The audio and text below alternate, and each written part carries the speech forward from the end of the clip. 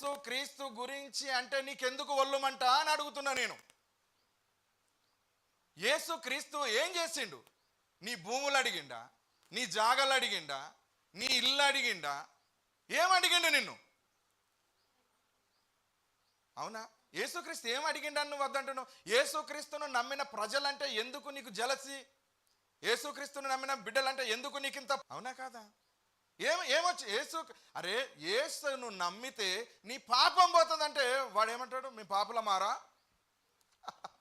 మేము పాపులమా? ఇక ఒక న్యాయం చెప్పండి మీరు. ఇటు గాలిని నమ్ముతాడు, ధూళిని నమ్ముతాడు, చెట్టుని నమ్ముతాడు, పుట్టని నమ్ముతాడు, గడ్డిని నమ్ముతాడు, ఎద్దును నమ్ముతాడు, అవునా? మొద్దును నమ్ముతాడు, మోకును నమ్ముతాడు, కుక్కను నమ్ముతాడు, నక్కను నమ్ముతాడు కదా, అన్ని నమ్ముతాడు. అరే యేసును నమ్మితే